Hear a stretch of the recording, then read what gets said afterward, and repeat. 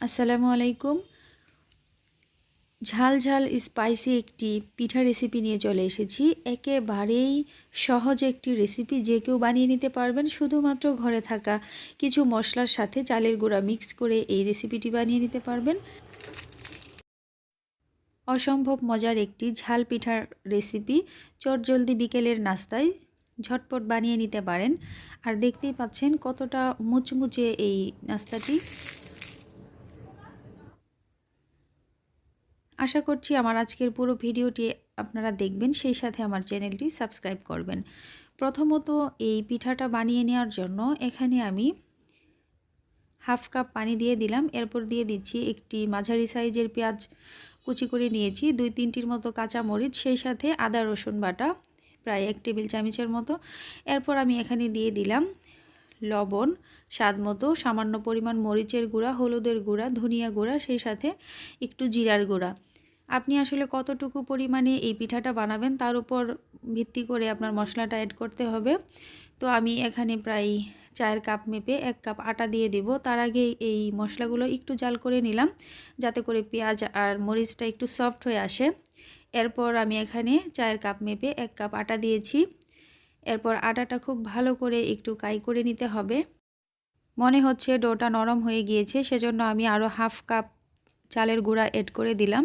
Total আমার 1.5 cup চালের গুঁড়া লেগেছে। এবার খুব ভালো করে মিক্স করে নিচ্ছি। এবারে নামিয়ে নিয়ে একটু ঠান্ডা করে খুব ভালো করে আমি এই ডোটা মথে নিব। তো দেখতেই পাচ্ছেন আমি খুব ভালো করে মথে একটি গোলা বানিয়ে নিয়েছি। এবারে আমি একটি বড় সাইজের রুটি বেলে নেব।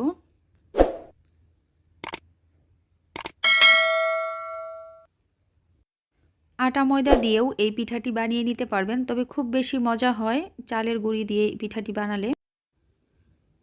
রুটিটার পুরুত্ব মাঝারি থেকে একটু পাতলা হবে।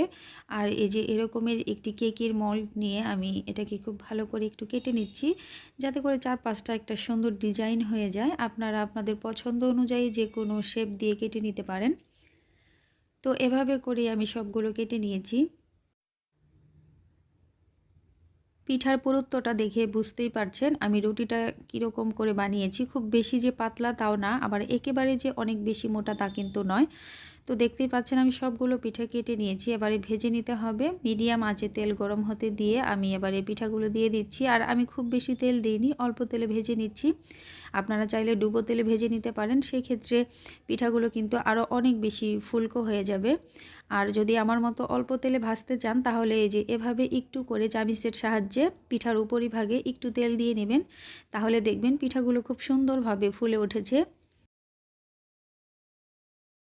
আর এখন পর্যন্ত আমার ভিডিওটি আপনারা যারা যারা দেখছেন, আপনাদের প্রত্যেককে অসংখ্য ধন্যবাদ জানাচ্ছি। প্লিজ আমার চ্যানেলটি সাবস্ক্রাইব করবেন, লাইক কমেন্ট শেয়ার করবেন। আর আমার চ্যানেলে আরও অনেক ধরনের ভিডিও আছে, চাইলে সেগুলো দেখে আসতে পারেন। আর কোনো ভিডিও যদি আপনাদের ভালো লেগে থাকে, আপনার ফ্রেন্ডস এবং ফ্যামিলির সাথে শেয়ার করে দিবেন। পিঠাগুলো ভাজা হয়ে গিয়েছে, আমি তেল ঝরিয়ে উঠিয়ে নিচ্ছি। আর হ্যাঁ, এই পিঠাতে আপনি চাইলে কিছু ধনিয়া পাতা কুচি অ্যাড করতে পারেন, তবে আমার হাতের কাছে ছিল না বলে আমি দিতে পারিনি। তো সবগুলো পিঠাই আমি একইভাবে ভেজে নিয়েছি। দেখতেই পাচ্ছেন কতটা লোভনীয় হয়েছে এবং কতটা কালারফুল হয়েছে পিঠাগুলো। মাশাআল্লাহ, খেতে অনেক বেশি মজা হয়েছিল।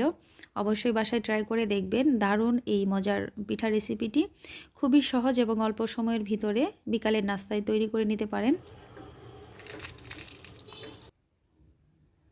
দেখতেই পাচ্ছেন কতটা মুচমুচে একটি পিঠা রেসিপি।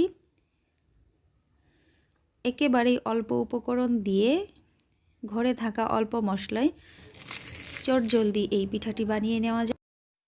চেষ্টা করেছি অল্প উপকরণে অল্প সময়ের ভিতরে একেবারেই সহজ সুন্দর একটি মজাদার রেসিপি আপনাদের মাঝে শেয়ার করার জন্য। আজকের রেসিপিটি যদি আপনাদের ভালো লেগে থাকে, তো অবশ্যই আমার চ্যানেলটি সাবস্ক্রাইব করে লাইক কমেন্ট শেয়ার করবেন। আপনাদের এক একটি কমেন্ট আমাকে এগিয়ে যাওয়ার অনুপ্রেরণা যোগায়। আজকের মতো এখানেই বিদায় নিচ্ছি। সবাই অনেক বেশি ভালো থাকবেন, সুস্থ থাকবেন। আল্লাহ হাফেজ। আসসালামু আলাইকুম।